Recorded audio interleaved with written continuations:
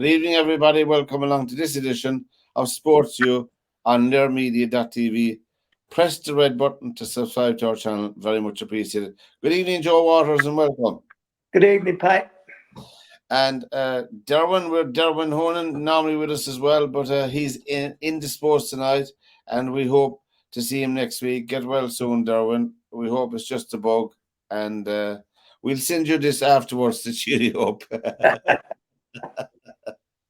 And we have the usual suspects.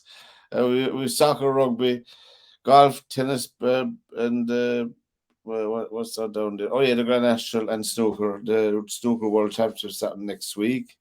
The draw will be on Thursday. But anyway, over the weekend, Joe, in the Premiership and Cross Channel, Newcastle, Brentford, Man City, Palace, Fulham, and Villa all won. And I suppose we could safely say that Arsenal and Liverpool slipped up.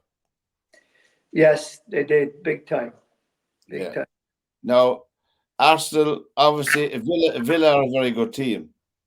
You know? Yes, they are. And we talked about this last week. That both Arsenal and Liverpool still have to play Villa on the running.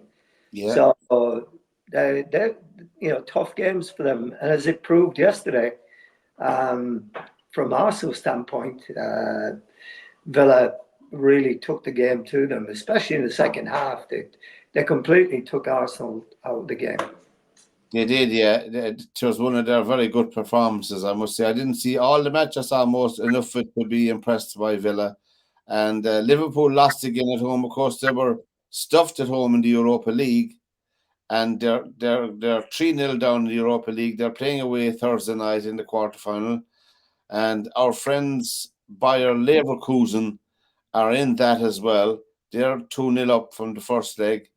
They won the Bundesliga over the weekend, Bayer Leverkusen. First time in their history. And I think Bayern Munich had won it 11 times in a row or something like that. So it's nice to see a new name on the trophy, That's Bayer Leverkusen. It really is, because so many of the European leagues are just being won by the same teams over and over again, or the same couple of teams. So it's good to see somebody absolutely coming out and doing so well. So they've won their domestic league. They're still in their cup competition in Germany, and they're also in the quarterfinal of the Europa League, 2-0 up. So all good. Yeah, flying. Now, Crystal Palace beat Liverpool. How did Liverpool? Did you see much of that match, Joe? How did Liverpool? I watched all of it. Yeah, I thought they were very poor at the back. Well, they are poor at the back, but that's been a knock on them for a while. Yes. But it's you can get away with your defense not playing great if your forwards are playing well and you're tucking the ball away. And Liverpool have always had that. They've had Mo Salah, they had Sadio Mane, and they had Bobby Firmino. That were all guys that could score goals and set goals up. What have you. I don't think. Sorry for cutting across you, Joe. I don't think they ever replaced Sadio Mane. No, they didn't. I mean, to be honest, when I look at the Liverpool forward line now, and I look at Gakpo, and I look at Darwin Núñez, those guys, I mean, they're not goal scorers. No, I was going to say that they're not out and out goal scorers, and that's Liverpool's problem. Yeah, and to be fair, Mo Salah was very unfortunate a couple of times. I mean, that Crystal Palace defender made a great block from him that looked like a certain goal. He did absolutely brilliantly with it, So, but Liverpool have been, since the FA Cup match, they've been a little bit, I don't know what the right word is, profligating their chances. They haven't been putting the ball away. I watched the game Man City and Luton Town yesterday or on Saturday. Yeah. And, at one time you thought, "Oh, Luton." I didn't think we were going to talk about that. But I thought, oh, Luton have done well here. They've got a goal back, and they're gonna get themselves out of here without their goal differential really being hurt and what have you.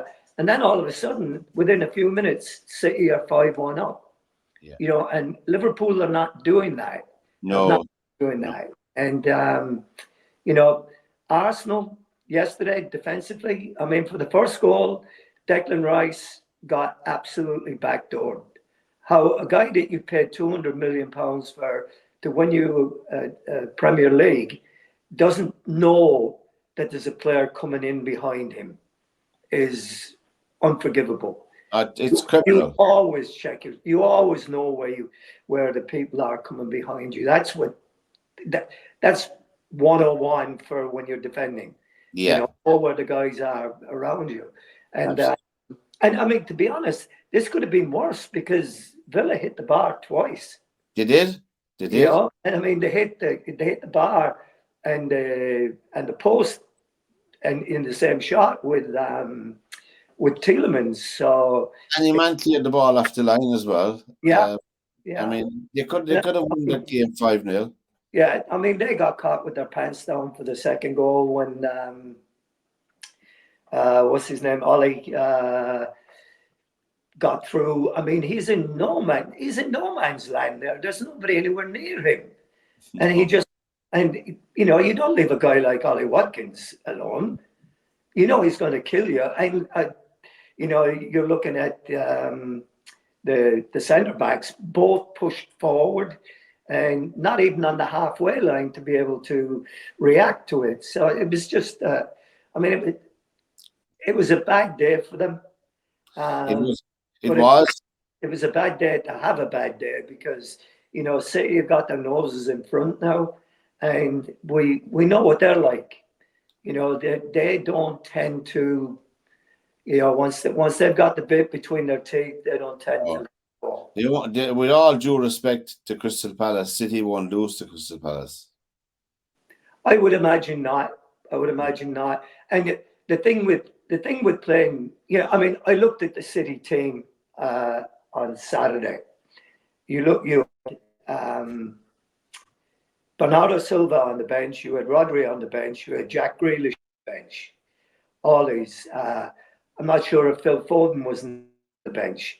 So you're looking at the potential of these guys coming in, and that City team did not look that bad, with those guys being out of it. So you would imagine, and the way City put you under pressure, it's okay for Palace to drop back. I do not think that Liverpool have the cleverness in midfield and up front that Man City do. And for Palace to go on the defensive for the best part of 90 minutes and try and score on a breakaway, City will just eventually wear you down, just like they did to Luton yesterday. I mean, Palace are well organized. I mean, soccer-wise, I know this is a stupid thing to say when you're beaten 5-1, but Luton did compete well in the match. They did. I mean, and it took a couple of outstanding individual efforts, especially Doku was a great goal. I mean, but it's just one of those things that you go to a place like City, and it's just like the waves breaking on the shore. They're relentless. Now, they never seem to stop. And in the Premiership at the moment, Man City are on 73 points. Arsenal and Liverpool are on 71. Villa are on 63, but they have a game played more than anybody else. Spurs are on 60. Newcastle are on 50, and Man United are on 50. I saw the drubbing of Spurs 4-0 by Newcastle. Yeah, well, Newcastle is not a good ground for Spurs. They got the hammer there last year as well. They did. So, but the biggest thing out of the weekend as it's gone was that with City scoring 5 goals, getting 4 back on the goal difference, now they're ahead of Liverpool on goal differential, and they're only 5 goals behind Arsenal in goal differential. And they can, I mean, City can score at will at times. Oh, yes. They could be a very and over then in the championship, Plymouth beat Leicester 1-0. Leeds lost 1-0 to Blackburn at home. I saw that most of that match, and Ipswich and Middlesbrough drew 1-1, and Norwich beat Preston 1-0. And up in Scotland, then Bonnie Rose, our adopted team, Bonnie Rose in the Division 2 in Scotland, won away 4-1 to East Fife. So there's great celebrations up there, and we'll get to talk to them before the season is over, hopefully, you know. Yeah. But just a bit of fun, like. But tonight, Chelsea are playing tonight as we speak, as we're on air tonight. The Monday night game. Who are they playing again? Chelsea and Everton. Yeah, that's right. Yeah, so that's going to be interesting. Everton docked another 2 points, and they're appealing that. I know. So that's going to be interesting how that spans out.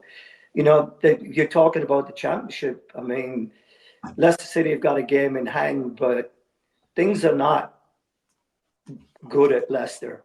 I mean, just to recap on that, Ipswich Town of 89, Leicester City of 88 points, Leeds of 87, Southampton 81, West Brom of 72, Norwich 71, and Hull City 65. So they're the top 7 teams. Yeah. They all Southampton have 2 games in hand to play. They've only 41 games played, and the rest are 42 and 43. So there's only 4 or 5 games left, and it's. Oh, by the way, Wrexham got promoted. Yeah. They're into the Division 1. So I mean, and you know, everyone forgets, you know, the story of Stockport. Stockport County will be champions. Yeah, and they were in non-league 2 or 3 years ago. They got relegated from the EPL 2 or 3 years ago when they were really unlucky. So it's well, they don't have any Hollywood actor in charge of them, you say. No, they don't. Yeah, but they're a solid team, Stockport County, you know. Oh yes, they are, and they've got a good manager. He's been promoted. He's won promotion now 5 or 6 times, so he knows he knows how to get the job done. Oh, he does. Yeah, he does. I mean, getting back to Bayer Leverkusen, they won the Bundesliga. They're 16 points ahead of Bayern Munich. Bayern Munich have 5 more games to play. Even if they win them all, as we know, you do the match, they can win it. So right, but isn't that usually the other way around? It is, yeah. Bayern Munich are 16 points ahead of Bayern. These leagues have been over halfway through the season most of the time, you know. Yes, they have. They're playing for second place. I didn't check the one in Spain or Italy. I'll check it for next week. But that was the CEO has just resigned from the FAI. I saw that. You see that today, Joe, and they still have no manager. I think at this stage, John O'Shea should be appointed manager. You know, he's knocking around international football for a long time. Okay, he hasn't managerial experience, but it depends on the team you build around, you bring with you to the table, you know. And I think John O'Shea has enough wherewithal about him to become manager, to be made manager of this probably. Well, that's my reading of it anyway, you know. Well, you know, we've talked about this before, you Yeah. know, and how are you going to do it? And there's so many names being bandied about that could be this, could be that. You know, the only reservation I have with that is we did this with Steve Staunton before, right? And we had Sir Bobby Robson as his advisor, and that never worked out. For some reason, Stan did not like that and did not make use of. No, he was left on the sidelines. Yes, he was. So, very much so. If they're going to try and do something similar here with John O'Shea, I'm not sure that's going to work. You know, either somebody is in charge or they're not in charge. Exactly. You know, you're either going to go the whole hog and give them the job and say, go ahead and do what you can with it, and this is what we're hoping to do. the bright side to it is that we got some good young players coming through. Have a lot of talented players now. Yes, and that's in a lot of ways thanks to Stephen Kenny bringing young fellas through and giving them a chance and what have you. I mean, most of those young players were brought forward by Stephen Kenny. Yeah, and I mean, he had the history of being with the younger teams as well. Yeah. Back in the day, so he knew a lot of those players. I think John O'Shea was a part of it a little bit as well, But they were talking about Brian Carr being in the background, and I'm just not sure about that. It really becomes an ego thing at some point. And the last pairing I thought worked very well was that O'Neill and Keane. Yeah. O'Neill left Keane do all the backing, Yeah. He did all the backing, and O'Neill it worked very well temperamental, between the two of them. And they liked each other, both O'Neill and Keane, Well, and they had great respect for each other, They had. And it's the age-old saying, you don't have a dog and bark yourself. Roy is very good at the other side of it. He is, yeah. So, and he didn't mind playing that role with it. So that worked well. But again, we were coming to a time then. They made it to, I think they made it to the Euros, didn't they? Didn't they qualify for that? They did. But we had a team that was coming to the end of it being. Oh, they were. Being able to be successful at international level. And they were loath to put young lads, and maybe the young lads weren't ready either. So it's all about timing and what you have. It is. And this may be just a good time for us to give it to a younger guy with a long-term plan. Grow with the team. Yeah, and see where it goes now, and fly under the radar for a little bit. Yeah, absolutely. Absolutely. We have a saying here at our school here in the US at Bellman Prep, a Jesuit school. We expect excellence in the classroom and miracles on the playing field. And that seems like the Irish team and the Irish fans' expectation of the Irish team is that no matter what we put out, we should be winning matches. But the fact is that we are not. That the rest of the world has caught up to and even gone ahead of us. A lot of those teams that we used to be drawn against years ago, like Andorra, Georgia, Liechtenstein, Estonia, all those, their standard has come up. Cyprus, their standards have been raised up. Yes, they have. And, I don't know how many young players we've got across channel at the moment. I know that back in the day we had so many over there that it was.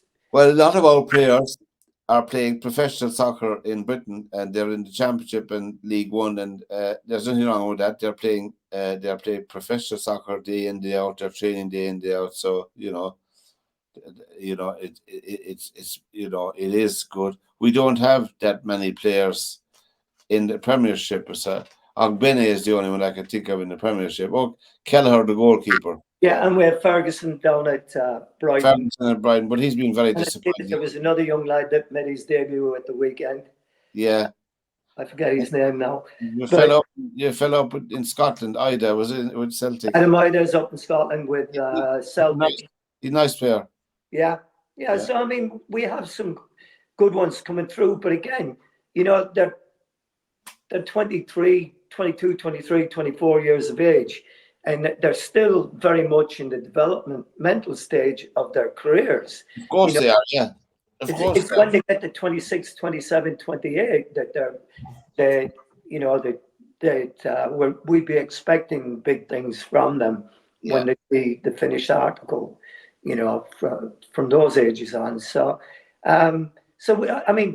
patience is not a word that sits well with the Irish fans. No, not when Not when the boys in green are out, Yeah, and The so days, it's one of those things. the days of ole ole are long gone. Oh yeah, They're long gone. yes, they We are. we hope the FAI make an appointment very soon. Of course, we're not the only ones. And hurry up, lads, we're getting impatient. SportsView is the program on learnmedia.tv. Press the red button on the right hand side to subscribe to our channel. And thank you to all those who do so. The European Rugby Cup was on over the weekend, the quarterfinals. The Women's Six Nations continued. Scotland 0, England 46, Ireland 36, Wales 5. Wow. Down in Cork that happened, and France 38, Italy 15. So there you go. Ireland got a win in the Six Nations at last, which is, I think their target was 2 wins out of their game to make progress, and they were far, far better than they were the week before against Italy. The Irish team. I saw a good bit of that match. The European Cup then up in Dublin, Leinster got revenge over La Rochelle, who had beaten them the last 3 times. 40, Right. 40 points to 13. La Rochelle looked very tired in the second half. I'm not making an excuse. They were well beaten. Toulouse, who I just love watch playing rugby. I just love Toulouse. They were playing at home. 64-24 over Exeter. And Exeter are a good team. Yes, they are. Northampton did a job on the Bulls, 59-22. So the semi-finals of the European Cup in rugby, club rugby, is Leinster versus Northampton and Toulouse versus Harlequins. And you're looking at Leinster versus Toulouse, 2 heavyweights who have great records in 10. So it's shaping up well towards the end, But Interesting that there's 2 English clubs in the semi-final. Yeah, one Irish, one French. One Irish, one French, and 2 English clubs. Yes, indeed. And the only thing that lifted bad taste in my mouth watching the Leinster La Rochelle match was every time the camera went on Ronan O'Gara, there was a huge, loud boos from the crowd. Yeah, that's. I mean, that to me was disgusting. Yeah, he's out about it. An Irish rugby legend. Right. And I mean, let's be honest, there's nothing wrong with him being in a job somewhere because no one has given him a job in Ireland. So he's gone to France, he's taken a job over there and doing a great job over there. Yeah. And the fact that he was able to set his team up to beat Leinster 3 times. Yeah. But you know what it is? It's the Leinster crowd because he's a Munster man. Yeah, it's rubbish, really. That kind of. And the thing that disgusted me altogether was the Irish commentary on the match. It was on RT2.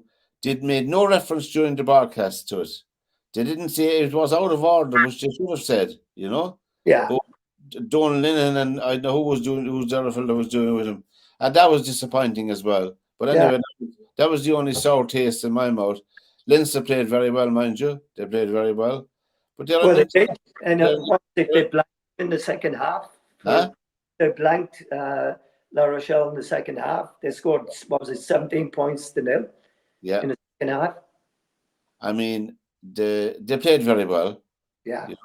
And so they'll have no easy task against Northampton. Northampton are a decent team. It'll be tough now in the semi-finals. Yeah. Now, I mean, any fans of tennis, just briefly speaking, Joe, any fans of tennis, well, if they've been following men's tennis the last couple of years, will know that we have Djokovic and Alcaraz.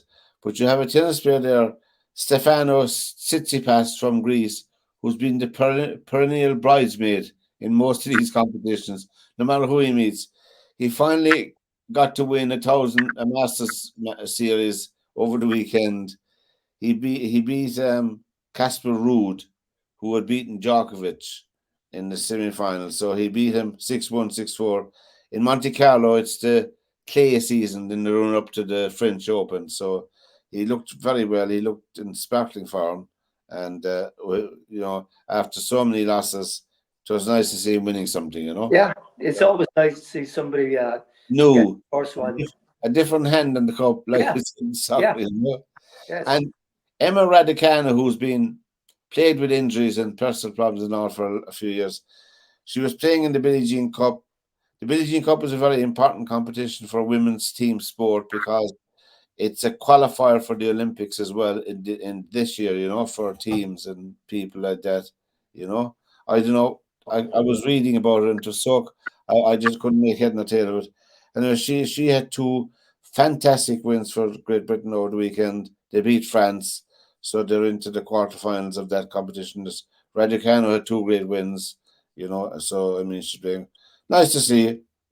It's great to see it because there you have it again. She goes out. What did she win? She won the U.S. Open. The U.S. Open. She won, and of course, everybody now in Britain claims her and says she's the next best thing since sliced bread.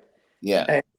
And then when things don't work out, when injuries start taking their toll and she starts changing coaches or whatever it is, then they turn dog on her.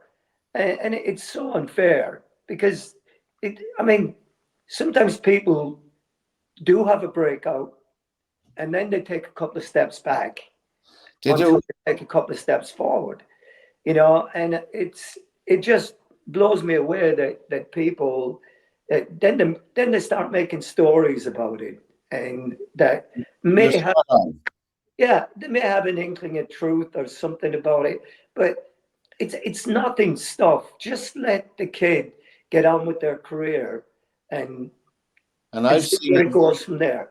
I've noticed myself there's less of the media attention on her now, and I think she's playing very good tennis. And there you go.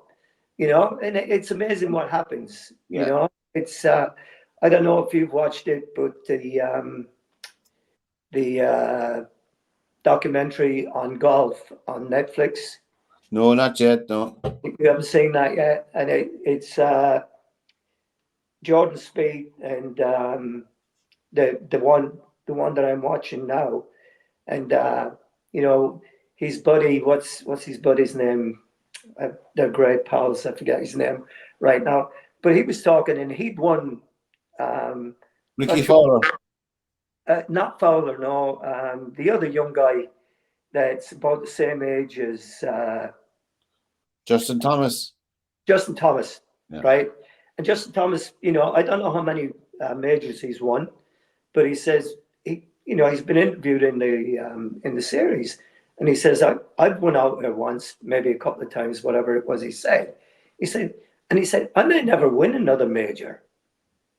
He says, but I keep showing up in the hope that I will, and I try to get my game right for it. But there's so many good players that who am I to think that I'm the only one going to win? I have confidence that I can do it, but there's a lot of other people trying to do it as well, and people forget that. They do. And 10 years ago, we're going to golf down here. The golfing world was talking about Rory McIlroy as the next Tiger Woods. Yeah. It's 10 years since he won his last major. And as Justin Thomas says, I may not win another one. Yeah. And I remember a press conference that Rory was in, and he just won. I'm not sure if he'd won one yet or not. And somebody said that Padraig Harrington had made a comment about Rory. And he said that Rory could surpass Tiger Woods, in what he's achieved, whatever amount Tiger had won at that stage. And Rory is going on, he's at the table for the interview and he's going, Paddy, I'm just trying to win one, and that's the reality of it.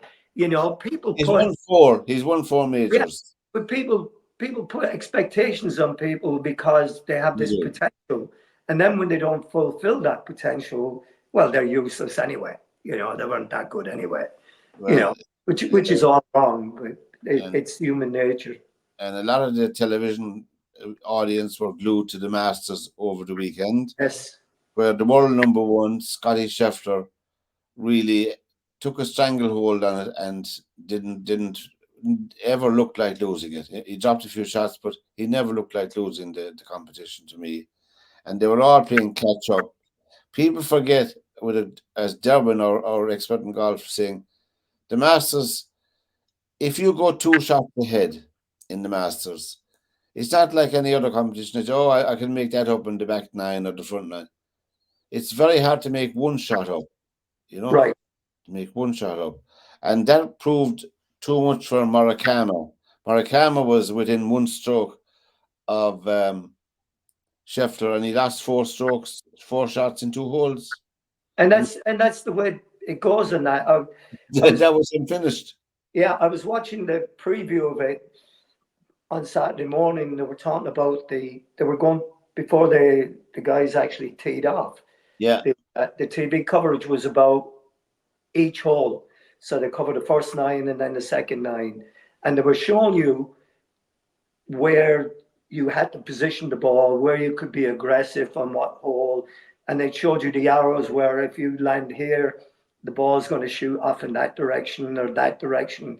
So you have to get it right, And they talked about what Tiger and Nicklaus did, just as Darwin spoke before. Yeah. You know what? I forget which hole he spoke about, but he said, you're better off being in the bunker at the front of the hole than you are being behind it and coming. And that, they were saying exactly the same thing. That they can chip out of there and take a par on it and not be worried. I mean, I saw people going into the bushes at the back. Yeah. And an unplayable ball and what have you. So it's such a difficult course to catch up on. Now, Scotty Scheffler won at 11 under. I predicted that the score would be 10 under, so I wasn't far away in that. 11 under, 66, 72, 71, and 68. And he won $3.6 million for his 4 days' work. And young Arberg, precocious talent, was runner-up. He had a terrific tournament. Shane Lowry finished at +8, 73, 74, 75, and 74.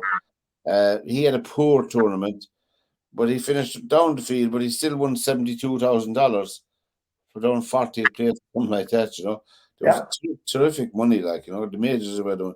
And Tiger Woods finished last on +16, 73, 72, 82, and 77. But the point I want to make is loads of interviews with Rory McIlroy on the networks. I mean, I think it's a bit over the top myself, over the top myself, the thing.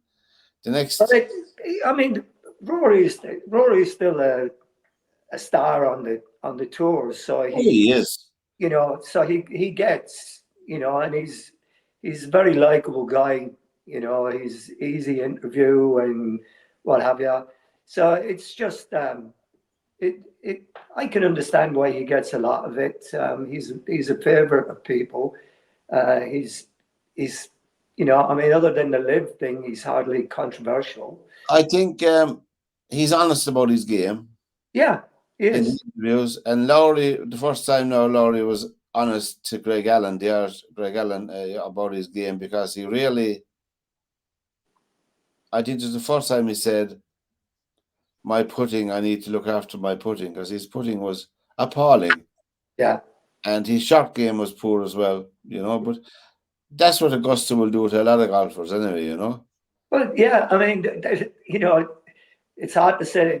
It's Lowry was playing with Phil Mickelson in the last, and Mickelson is nearly 60 years of age. Yeah, yeah. And Mickelson finished the same as Lowry, +8, Yeah. Bryson DeChambeau had a chance. I thought he might do it, but his putting left him down very badly, But anyway, Scotty Scheffler, well-deserved winner, and it wouldn't surprise me if he won all the majors. Yeah, he's. He's in form, that's for sure. He is, and the only thing now, his first child is due now, Joe. Right, I saw that. So I think that he was getting back to his wife as quickly as possible. Yeah, he won't be sleeping as soundly as he did now. With that, I tell him that he'll be walking the floor. I'm sure. Hey, I'm sure there's another bedroom in the house. In the drinking room. Right. That was. I don't know if you saw it over the weekend, but there was some controversy at the Masters at the dinner on was it Thursday night? The dinner is for or Wednesday night for the past champions. Tom Watson, is it? Yeah. Yeah. It's interesting to hear him say that if Liv had been around in his time, he would have gone over to it. He would, for the money for his security, his pension. I mean, it's a no-brainer. I mean, if someone came up to you and said, "There's a $40 million check there for you. You only have to play 16 events in the year." I mean, you wouldn't have seen me for dust. that right now, you know. And here you go. I don't know if you saw the papers this weekend, but now John Rahm is the latest one to be castigated by the press. Yeah, they're picky on him now. Yes, they are. They are, yeah. And he came out very early to tell him what he was doing and why he was doing it. But he doesn't have to justify himself to anybody. No, he doesn't. Nobody has to justify. If you're just doing something for your profession, you don't have to justify it to anybody. You're doing something for your future and your family and the game. Yeah. Who knows? He might injure his arm. He might injure his arm tomorrow, and he won't be able to play golf again. And that's the thing with it. Nobody cares. You know, it's the same with Ian Poulter was on that documentary that I was talking about as well. Yeah. And Pulse was interviewed about it, and he says, "You know what?" He said, "Okay." He said, "I do have money." He said, "And I have good money." He said, "But my job is to take care of my family for as best I can, and hopefully that they never have to worry about money for the rest of their lives." Yeah. So what's wrong with me taking care of my family? You know, and he's absolutely right. You know, people do it in all different ways, but I've told my kids that, you know what, if I ever win the Mega Millions and it's 500 million or whatever it is, I said, I'll take care of all of you, but there's going to be a family charity and you're all going to have to work in it. Yeah. To earn that money. And that's salary.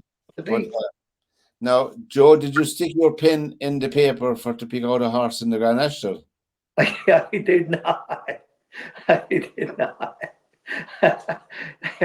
You know, that I picked out two horses in the Grand National, and I did them each way, and one of them came fourth at 40-1. Oh, nice. Yes, they were paying 8 places, 40-1. So for my £2, I got 18 quid or something back. But it was just the excitement of watching it. I am Maximus, which won. Are we back? Oh yeah, I am Maximus, which won for Willie Mullins. Yeah. And, owned by JP. Yeah. And so now it was the safest Grand National for horses, which is nice to hear. Right. No horse had to be put down, thank God, or anything like that. The most finishers in the race since 1992. 21 finished out of the 34, you know. And a lot of the horses that are deemed not finishers were horses that unseated the jockey, you know. They weren't horses that fell. Yeah. So it seems to be less hazardous than it was way back in the 70s and 80s when you have. Oh, I mean that race course was like, honest to God. I mean, when they did some of the previews for it back in the day, yeah, you know, you're coming up to the jumps and what have you, and they were showing some of the jumps, and I mean, if the horses hit them, these things were solid, and they could hurt them, you know. So if they didn't clear them properly, then you know, so I mean, you had that famous program with Harvey Smith. Yeah. Yeah. So, anybody who has thinks that being a jockey is easy, you look at that Harvey Smith thing they did on YouTube, you'll find it, where he goes around Aintree, the Grand National course, talking to the commentator.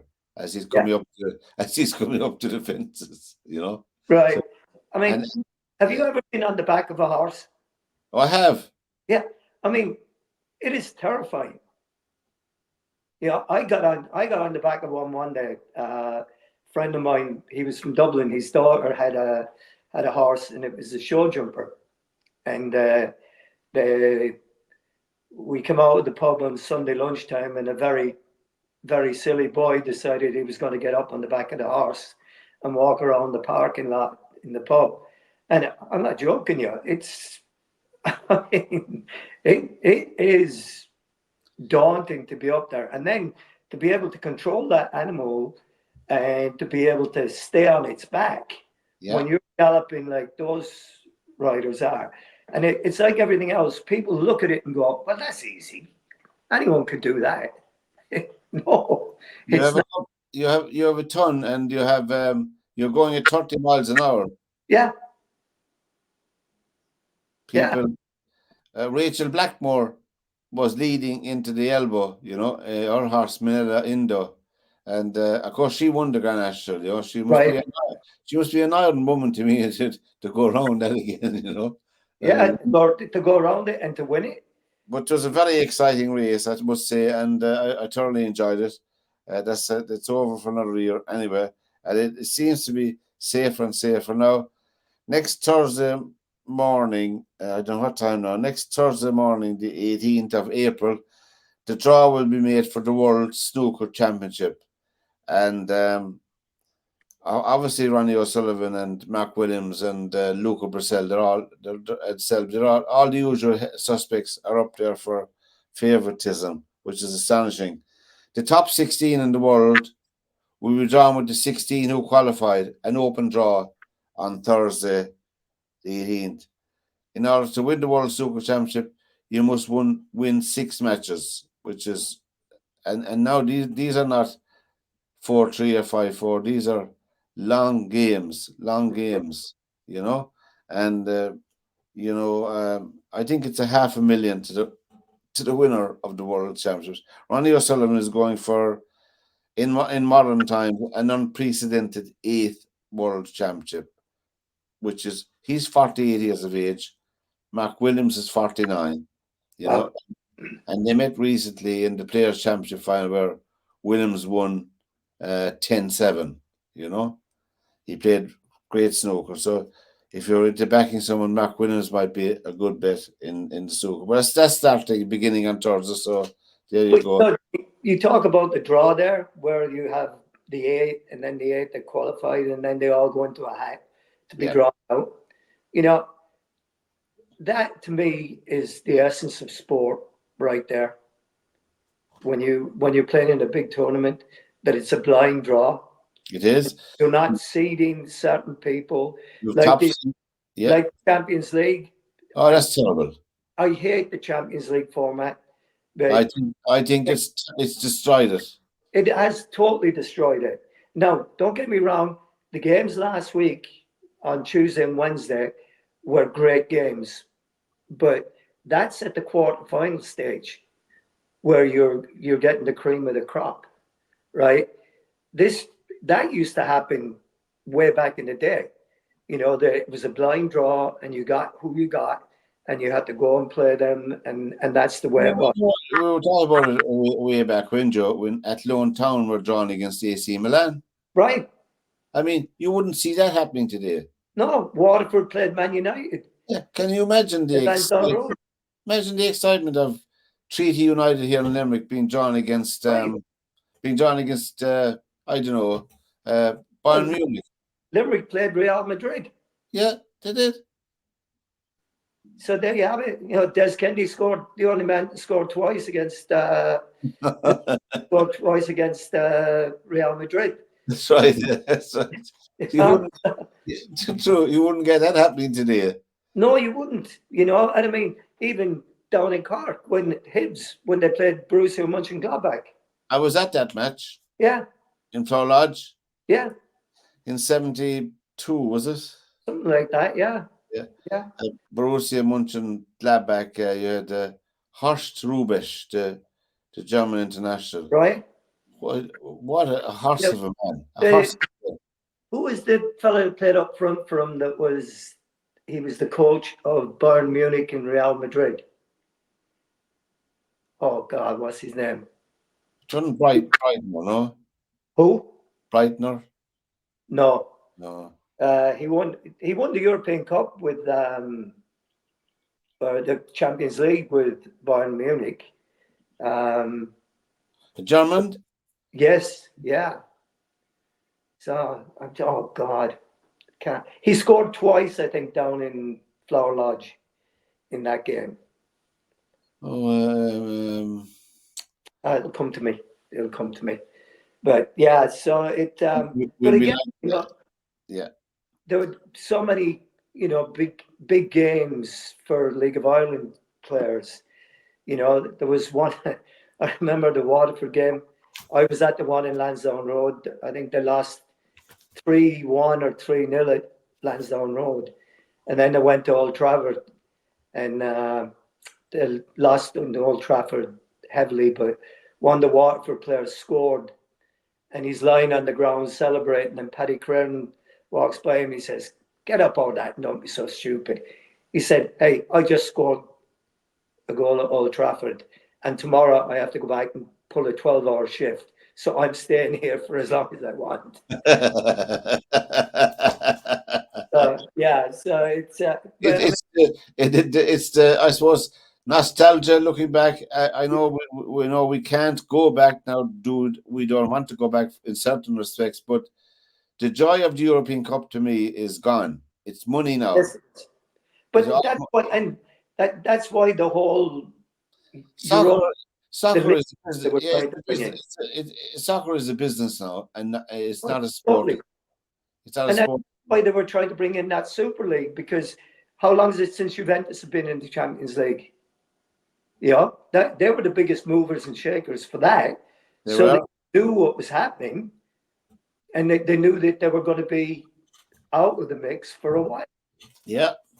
And they were trying to create a fake league that they would be in for the whole time. And it's just it just takes the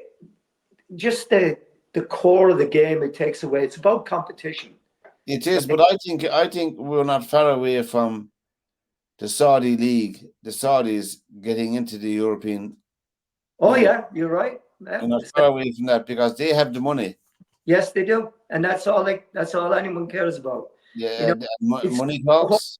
The whole thing about the European Cup was that it was the champion from each country got into it, not the top four from each country. Oh no. And not because of how well your teams have done in other competitions. You had one that was in the European Cup, one was in the Cup Winners' Cup, and then there was a couple that made it into the Fairs Cup, the way it used to be. Yeah, and obviously the only way you'd have two teams in the European Cup at the time was if one of them was champions. Right. And there were new champions the following year. You'd have two from the same. But that's all, When you see a team like Nottingham Forest, what they did. Yes. Winning two European Cups.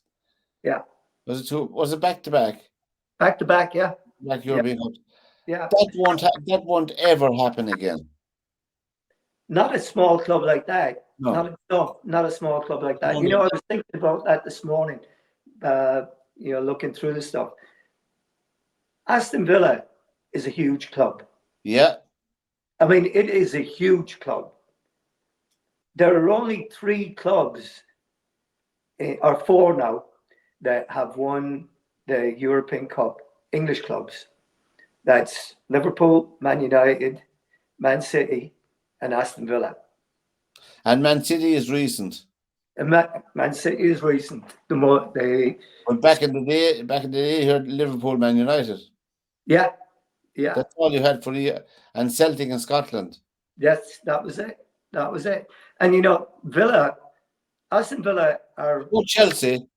Chelsea won it. Sorry, so 5. Yeah. So but you look at the rest of them. Arsenal have not won it. Spurs have not won it. Any of the other so-called big clubs. Villa are in Birmingham, the second biggest city in the in the And country. you have Birmingham City and Aston Villa, Yeah. And Villa, Villa are the biggest club. I mean, you could make an argument probably for them being a bigger club than Arsenal. The only thing Arsenal has done better than them is that they've won the Premier League in the last few years. Yeah. You know, in the last 20, 30 years, you know. Well, when you think about it, then I mean, it should be no surprise that a team that a club like Aston Villa are up there. No, it should not. It should be no surprise. They may not be a fashionable London club, but they have a huge fan base. Yes, they do. Yes, they do. Did your man play with them, Rob Sanders? No. Was it Rob Sanders? No, Ron Saunders was the manager of Aston Villa when they won. Yeah. When they won the league, and then he left. I remember that. I remember him. Yeah. Yeah. Well, Ron Saunders left, and I don't know where he went to. Not sure if he went to City or where he went from there, but his assistant, Tony Barton, who'd been a long time coach and player at Villa, took over the team, and he actually won the European Cup. He was the manager when they won the European Cup. So that was, and back in those days, they had, Gordon Cowans, Peter Widd. I think, was Peter Widd in that team? I think he might be. With Villa, I think so, yeah. Gordon Cowans, certainly, yeah. Gordon Cowans was there. And then Dennis Mortimer. Dennis Mortimer, I remember him now. They signed him from Coventry. Tony Morley, Shaw was up front with, I think, Peter Widd. Was it? I'm trying to think of the guys that was. Did John Goodman be playing there? Was he right back in that team? I can't think of the team. I can't think of it either. I'm trying to think of the cards you used to collect. You know the cards you used to collect? Oh, yeah. Let me think of the cards. Yeah. Some people watching this won't know what we're talking about, you know? Oh, I know. You go down to the shop and you get a packet of those cards and you have the album and... Oh, yeah, you put them into the... Panini was the one in my time. I don't know what they were in the old days, but I'm trying to think of some of the other guys. Well, I mean, Aston Villa are on 63 points. Yeah. And they're in fourth position. They won't catch Liverpool, Arsenal, or Man City. But not unless Spurs are on 60. And Newcastle are on 50. So Newcastle won't catch them. No. Man United won't catch them. They're on 50 points as well. Right. But we could have Ipswich, Leicester, and Leeds in the Premiership next season. Yes. Be spread it around a bit. Yeah. Yeah, it'd be nice to see them. I think it's looking like Ipswich, Leicester, and Leeds, but then things can change because it's very tight. There's only, very, very tight. Southampton, West Brom, Norwich are knocking at the door, and they were well-established Premiership teams not so long ago anyway, you know? Oh, yeah, yeah. So I mean, the sad part is that out of Ipswich, Leeds, and Leicester, one of them is going to be disappointed. They were not going to get automatic promotion. They're going to be going into the playoff. Yeah. The playoffs would be, well, the playoffs we saw last year that the outsider in the playoffs, Luton Town, came through. Yeah. So, and that's the whole thing with it. You're going into something now that is, if you finish third, you're disappointed because you just missed out. So now you're going into play a double header where you're, down because you didn't make it, and you're going to have to go through it all over again. And it's a tough way to go. It's a tough way to go. Very tough, Joe. Very tough. Yeah. Now we have European games to look forward to during the week. We have Tuesday wins and Thursday night. Tuesday wins are given over to the European Cup, as we call them, the European Champions League, and Right. Thursday is the Europa League. And by the way, listeners, the Europa League final is being played in Lansdowne Road this year in Dublin. Yeah. And one of my sons, the other fella, is a big fan of Liverpool, and he got a big shock because he's looking for tickets to go, hoping that Liverpool be in the final. They have to overturn a 3-0 deficit Thursday night against Atalanta. We talked about this last week. Yeah. What was, what were Liverpool going to do? I mean, you're top of the league at that stage, and you have a decision to make. Do you want to go out winning the league, or do you still want to go for? I saw in the paper this morning where somebody said, "Well, the treble is still on for Liverpool." Well, going to Atlanta, and overturning a 3-0 deficit. I mean, what you're saying is, if you're going into a bookie shop to bet on Liverpool to win the game 4-0 away from home, you have to get huge odds on that. Oh yeah. I mean, and the odds are against. Yeah, I mean, essentially, you're done. You're done, and then the hangover of losing on yesterday, yesterday or on Wednesday 3-0, and then having to now go to play Palace, and now you lose that one. I mean, it doesn't take much for it to start snowballing a little bit. First time I saw Klopp being angry at his team in an interview. Yeah.